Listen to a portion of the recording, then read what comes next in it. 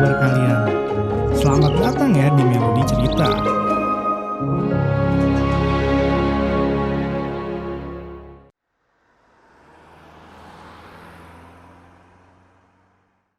Pada chapter kali ini kita akan melanjutkan cerita dari episode sebelumnya, di mana sebelumnya Wukong dimakan oleh Buddha Iblis alis kuning. Dan saat ini terlihat semua yang ada di sana pun kaget karena monyet batu atau si Sun Wukong pun berhasil dimakan hidup-hidup oleh Buddha Iblis. Dan akhirnya wanita kera dari kera putih pun menolong Sun Wukong. Dia pun menyerang sang Buddha Iblis kuning dengan pisaunya. Dan akhirnya dia pun dipukul oleh sang Buddha hingga terjatuh dan terpental. Dan akhirnya sang Buddha pun berbicara kalau serangannya itu tidak ada apa-apanya. Bahkan itu hanyalah terasa geli untuknya, dan dia pun lanjut menelan Sun Wukong. Namun sayangnya dia kesulitan. Dan akhirnya dia pun menarik nafas dengan dalam-dalam dan langsung menelan Sun Wukong. Akhirnya Wukong pun masuk ke dalam perutnya dan tiba-tiba dia pun dipukul oleh sang kera terbang Tong Arm. Dia pun merasa tersakiti karena perutnya dipukulnya. Sang Buddha pun tidak menyangka kalau Tong Arm telah menyerangnya dan berkhianat padanya. Dan ternyata itu semua karena si Tong Arm sangat kesal pada sang Buddha alis kuning dengan cara makannya, bahkan saat dia memakan kera. Itu sangat menjijikan baginya. Dan baginya monyet batu yang dia telan tidak akan diam saja, bahkan dia akan menyerangnya balik, hanya tinggal menunggu waktu saja. Kera emas pun terus memukuli Buddha alis kuning dengan double sticknya, sangat keras dan sangat mematikan.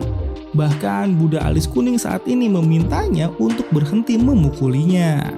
Tapi sayangnya itu hanyalah sia-sia. Bahkan kali ini Akajiri pun menyerangnya dari belakang. Dia memukul Buddha alis kuning dengan sangat kuat, dan itu semua adalah simbol kemarahan Akajiri. Dia memukulnya hingga Sun Wukong pun berhasil dimuntahkan oleh Buddha alis kuning. Dan Sun Wukong pun keluar dari mulutnya dengan lendir-lendir lambungnya yang menyelimuti seluruh tubuhnya. Dia pun bertanya-tanya dia terkena apa karena itu sangatlah menjijikan baginya. Dan ternyata dia pun langsung melihat pria besar tepat di depannya dan dia mengira-ngira apakah ini semua perbuatannya. Sedangkan sang Buddha yang terkena serangan dari Akajiri pun sangatlah kesakitan dan perutnya juga masih sakit karena pukulan dari Tong Arm. Sedangkan Tong Arm dan Akajiri sendiri berkata jika dia ingin memakan monyet batu sendiri, maka tubuh aslinya haruslah keluar. Dan ternyata mereka hanya mengincar tubuh asli dari sang Buddha alis kuning. Kali ini kesempatan itu pun tidak mereka sia-siakan, karena hanya akan ada satu kesempatan dan masih banyak yang harus mereka perjuangkan.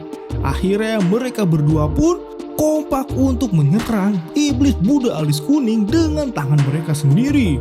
Dan Akajiri pun melompat ke arahnya dan memukulnya dengan sangat kuat. Kali ini dia mengikatnya dengan tangan besinya, dan iblis alis kuning benar-benar tidak bisa bergerak dan terjerat. Kesempatan itu pun langsung diambil alih oleh sang Tong Arm kera emas. Dia pun melempar double sticknya dan berubah menjadi wujud kera raksasanya. Wujud kera raksasa dari Tong Arm sangatlah mengerikan, bahkan double sticknya juga berubah menjadi besar. Dia pun dengan kuat memukul sang Buddha iblis alis kuning tepat di wajahnya. Sang Buddha yang menerima serangan itu pun berkata dia seharusnya tidak melakukan itu karena mereka sering bersenang-senang bersama. Jadi mereka berdua harusnya tidak melakukan hal bodoh seperti ini menurutnya. Tapi bagi Tong Arm, masa-masa indah itu tidak ada. Itu hanyalah kengerian yang menusuk sampai ke dalam tulang baginya. Dia hidup di bawah rasa sakit setiap hari. Dan dia akan menyesal jika Tong Arm mengatakan sesuatu padanya. Dia telah bersabar di sisinya selama bertahun-tahun hanya untuk hari ini. Dan akhirnya dia pun mengingat kisah masa lalunya. Kala itu dia dibuat tidak berdaya oleh serangan Buddha iblis alis kuning. Semua pasukannya pun dikalahkannya, tapi hanya dia yang tidak dibunuhnya. Dan ternyata alasannya adalah karena Iblis Buddha Alis Kuning melihat potensi yang sangat besar di tubuh Tong Am. Dia pun berjanji tidak akan memakan Tong Am jika Tong Am menuruti perintahnya. Dan dia pun juga akan mengangkat Tong Am sebagai anaknya.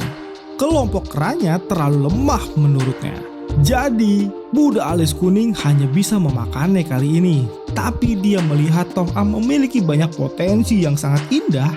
Jadi Buddha Alis Kuning tidak akan membuat kesalahan dengan memakannya. Dia sangat menyukai kera. Dia pun akan mengangkat Tong Am menjadi asistennya dan mengambil separuh jiwa dari Tong Am untuk dimakannya.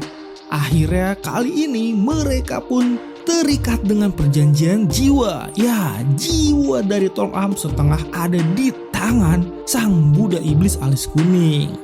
Jadi jiwa Tong Am terperangkap setengahnya pada Buddha Iblis Alis Kuning. Mulai sekarang, hidup dan matinya akan ada di tangannya. Dia pun harus berlatih menjadi lebih kuat. Kemudian bekerja di bawah kaki tangan Buddha Iblis Alis Kuning. Dia tidak akan memperlakukan mereka dengan buruk dan akan memperlakukannya sebagai anak.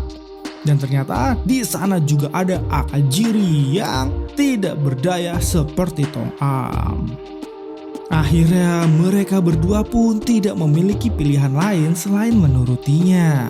Mereka berdua pun berbincang tentang masa lalunya. Ya, Akajiri ternyata memiliki keluarga yang sengaja dimakan hidup-hidup oleh Iblis Buddha Alis Kuning tepat di depan matanya.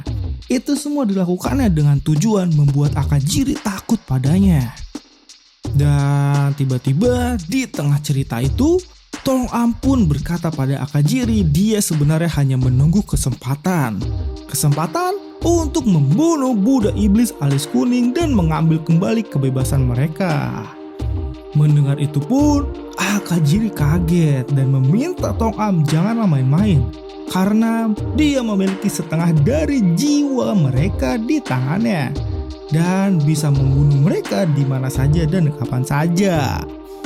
Tapi bagi Tong Am, harusnya Akajiri tenang saja karena dia hanya bertindak ketika dia sudah yakin. Masalah terbesarnya sebenarnya adalah dia akan menggunakan pengganti tubuhnya dan tidak tahu di mana yang asli. Tapi selama mereka yakin, mereka pasti akan berhasil membunuhnya. Tidak ada jalan kembali ketika mereka sudah menembak. Dia tidak akan gagal. Masa depan kera tergantung padanya. Dan tiba-tiba Akajiri pun melempar sesuatu pada Tong Am sampai dia terjatuh. Dia pun kaget dan Akajiri pun berbicara dengan lantangnya. Dia memerintahkan Tong Am untuk menyerah. Karena apakah dia tahu apa yang sedang dia bicarakan? Lagi pula, jika dia ingin bersandiwara, seharusnya dia mengajak Akajiri. Akajiri akan ikut bersandiwara untuk mengalahkan sang Buddha Iblis Alis Kuning. Akhirnya semenjak itu pun mereka bekerja sama sampai detik ini dan tidak ada lagi pembicaraan omong kosong. Hanyalah menunggu kesempatan untuk membunuh sang Buddha Iblis Alis Kuning. Akhirnya cerita pun dibawa kembali ke saat ini, di mana sang Buddha Iblis Alis Kuning dipukuli oleh Tong Am habis-habisan. Mukanya pun menjadi sasaran empuk bagi Tong Am. Kali ini Buddha Iblis Alis Kuning benar-benar dipukuli hingga dia tidak berdaya dan sepertinya dia akan mati. Lalu ingatan Tong Am pun kembali dibawa ke masa lalu. Kala itu juga ada kera yang berada di bawah perintah sang Buddha Iblis Alis Kuning. Kera itu gagal melaksanakan tugas di Gunung Kutau. Dan dia pun memohon ampun pada Buddha Iblis Alis Kuning. Kera itu bernama Nagao. Dan Nagao telah tunduk di bawah Iblis Alis Kuning selama 5 tahun.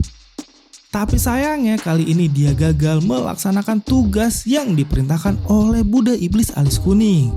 Dan tanpa diduga, Nagao pun dimakan oleh Buddha Iblis Alis Kuning hidup-hidup karena dia gagal melaksanakan tugasnya. Padahal dia sudah tunduk selama 5 tahun lamanya. Dan itu pun membuat semua yang ada di sana kaget. Sang Buddha Iblis Alis Kuning pun hanya berpesan jangan sampai Akajiri dan Tong Am menjadi seperti Nagao. Kejam juga nih Buddha-Buddha kampret ini dia. Dan akhirnya semenjak hari itu Tong Am pun memiliki semangat bijak yang ada di hidupnya. Kesabaran dan kepatuhan akan menekan kemarahan batin, dan satu-satunya tujuan serta alasan untuk hidupnya adalah untuk membunuh sang Buddha Iblis Alis Kuning. Akhirnya kali ini pukulan mematikan Tong Am membuat tubuh Buddha Alis Kuning hancur. Tubuh Buddha Alis Kuning pun meledak dan tidak tersisa kali ini. Akajiri yang melihat itu pun sangatlah senang, begitu juga monyet-monyet rambut hitam yang ada di sana. Sedangkan pasukan kera putih beserta Sun Wukong hanya kaget melihat itu semua. Sun Wukong pun mengakui kekuatan tongkat dari Tong Am sangatlah kuat. Kera terbang itu sangatlah luar biasa dan bukan kera sembarangan. Tapi di tengah lamunannya, tiba-tiba putri kera putih pun beserta nenek penyihir datang dan menanyakan keadaan Sun Wukong. Dan akhirnya Wukong pun berkata dia tidak apa-apa. Dia hanya tidak bisa mengangkat seluruh tubuhnya karena jiwa jahatnya telah hilang. Dan menurut putri kera pun itu adalah situasi yang berbahaya. Karena ketika roh jahatnya habis, dia tidak bisa bertarung lagi. Dan dia pun meminta Wukong untuk memanfaatkan situasi ini untuk kabur. Sedangkan di sisi Tong Am dan Akajiri mereka terlihat sangat senang. Bahkan saat ini Tong Am sudah kembali ke wujud aslinya. Namun dia terheran-heran karena tubuh dari Buddha Iblis Alis Kuning tidak mengeluarkan darah dan daging sedikit pun. Dia merasa ada yang janggal di hadapannya. Namun Akajiri tidak peduli dengan itu. Karena menurutnya ini benar-benar menjadi kemenangannya. Tong Am sudah memukulnya dengan benar menurut Akajiri. Kali ini Huang Mei yang ingin memakan monyet batu telah menunjukkan wujud aslinya. Dan Tong Am berada di waktu yang tepat untuk membunuhnya dengan satu kali serangan. Dan Akajiri pun menanyakan bagaimana cara mereka merayakan kemenangan ini. Dia pun berlari ke arah Tong Am dan tiba-tiba tangannya pun terputus. Dan Akajiri pun terheran ada apa sebenarnya karena serangan itu terlalu tiba-tiba. Namun sayangnya chapter ini harus berakhir kawan. Dan saksikan ya di episode selanjutnya. Seru banget di pertarungannya. Jangan lupa ya untuk like dan subscribe kalian. Dan sampai jumpa.